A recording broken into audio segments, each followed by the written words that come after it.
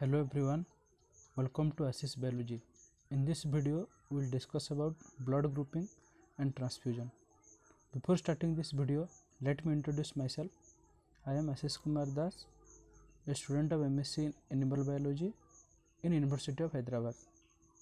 So, before starting this video, let us discuss about what we will learn today, or we will try to relate the topic with our day-to-day life. So you must have heard words like blood donation camp or blood donors somewhere in newspaper or in TV you might have seen.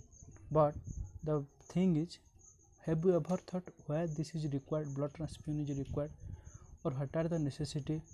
Then why blood is matched before transfusion, or what will be the problem if we will not match blood? All of this we will discuss today. Before knowing regarding blood grouping and transfusion, we must have a brief idea about antigen and antibody. So first of all, antigen. As the name suggests, antigen are antibody generating substances. So first of all, learn about antibody.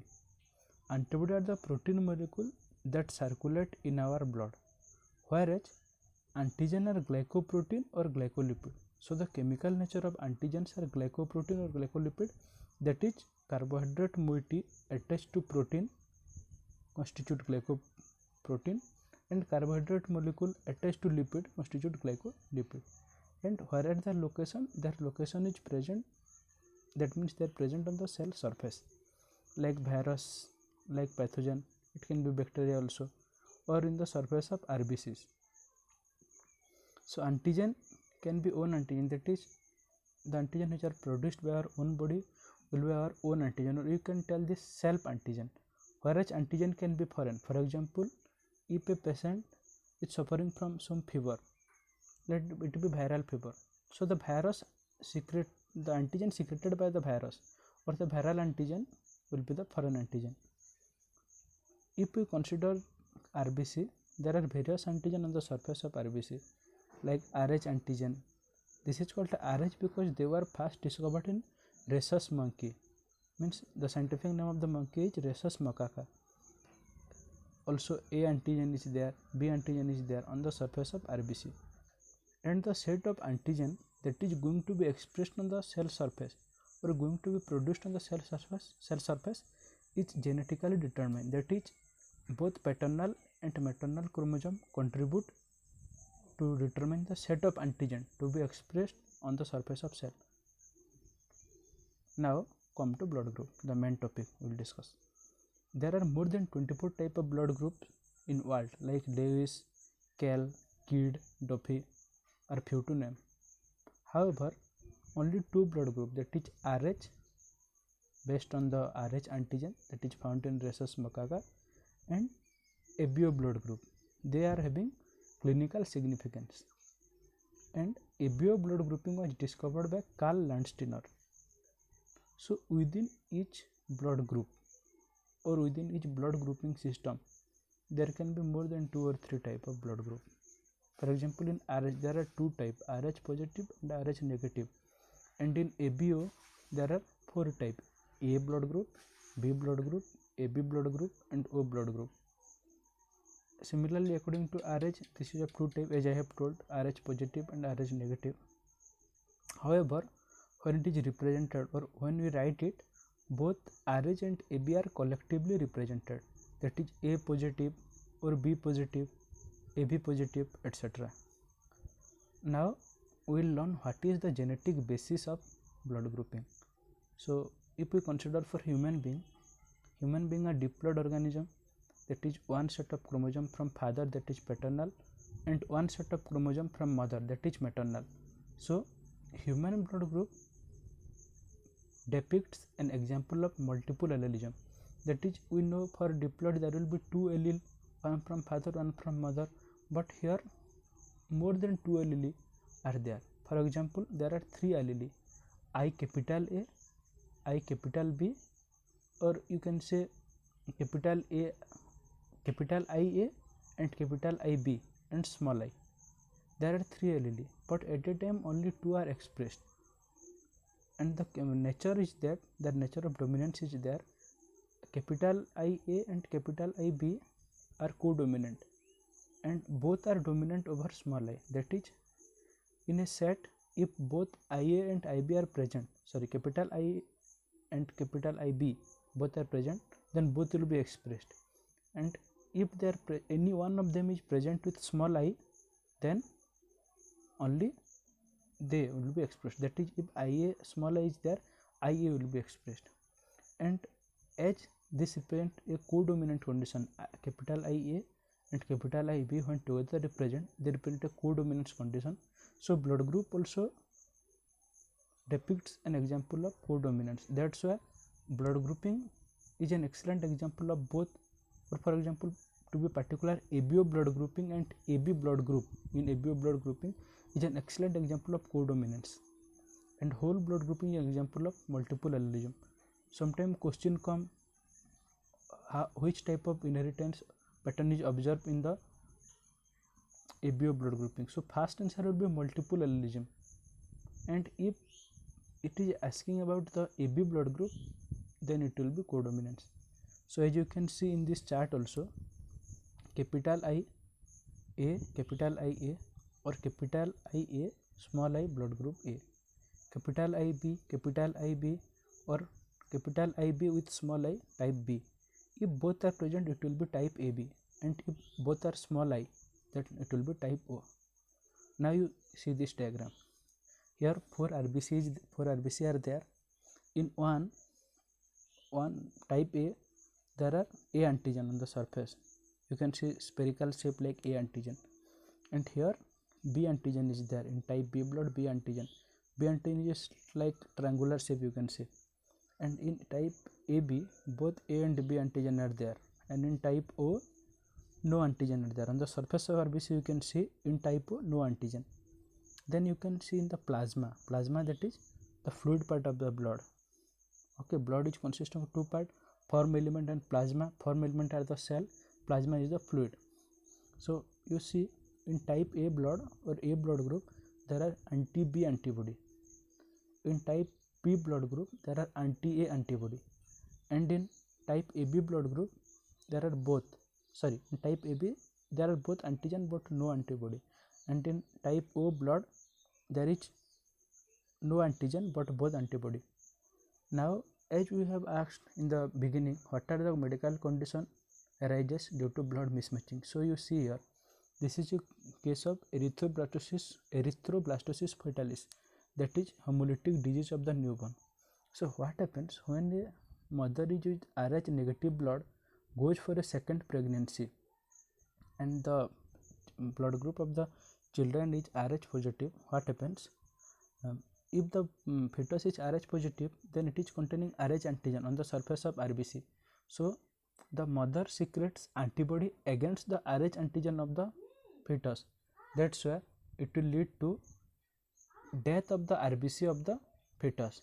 Ultimately, what happens? The fetus or the child die.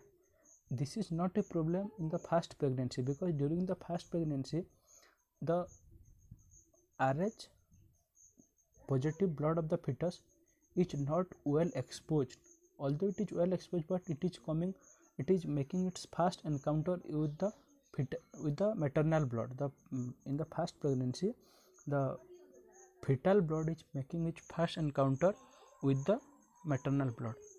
During the second pregnancy, the maternal blood or the blood keeps a memory of the first encounter. That's why it will be severe during second pregnancy. During the first pregnancy, there is no problem. Now, one pertinent question arises: how blood grouping is determined? How blood group are determined? So there are commercially available antiserums, or you can say anti-A serum, anti-B serum. To be more specific, you can see there is blue color anti-A serum and yellow color anti-B serum. So when we will go for blood determination, we will take blood. We have taken 3 drops of blood in different slides. You can see 4 slides, or these are the possible cases. So if you are taking blood and mixing it, treating it with anti-A serum, what will happen? Anti-B serum, what will happen? We will observe all this. In the you see the fast case, it is making coagulation, or it is undergoing coagulation, that is clumping, antigen antibody interaction in the antiserum A, anti-A serum, and it is not doing any agglutination in the B. So this is the blood group A. Now you can see this is blood group A, because anti-A serum means there are antibodies in the anti-A serum. Those serum are nothing but liquids or solution of antibodies. So it is making contact with the Rh antigen, so it is going agglutination.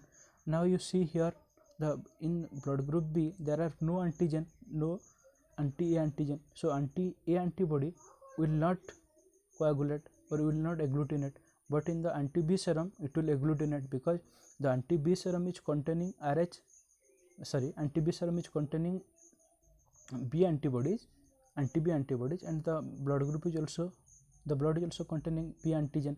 So there will be agglutination or antigen antibody reaction. In AB blood group, you can see AB is containing both anti-A antigen and anti-B antigen, so it will coagulate with both, so blood group will be OB. And you can see here in the O there will be no blood group. So now one question arises, blood donation, what are the essential conditions for blood donation? So one most important thing you have to remember is that when we are transfusing blood, always the donor's antigen is taken into consideration. The donor's antigen should not react or agglutinate with the recipient antibodies. However, you may ask one question, what are the problem with the donor's antibody?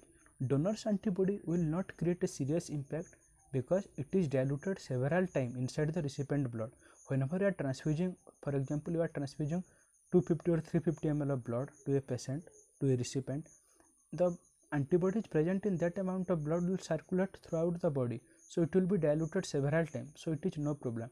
But the antigen present in the donor blood should not react or should not agglutinate with the antibodies of the recipient. So one thing you must keep in mind, the donor's antigen and recipient antibodies you must consider while blood transfusion. Now you see agglutinogen and antigen both convey same meaning. So blood type is there, A, B, AB and O. So agglutinogen, the blood type will be according to the type of antigen present on the surface. So A, B, AB and O. Now antibody B is containing A blood group, and in A blood group there are anti-B, and in B blood group there are anti-A. Now both A and B are present in antibody in blood group AB, and no antigen in blood group O. So you see antibody, anti-B antibody, anti-A antibody, neither anti-A nor antibody nor anti-B antibody. Here both means anti-A and anti-B antibody. Now you see compatible donor. Compatible donor means to which they can donate. A blood group can donate to A blood group and O blood group, because here anti-B is present,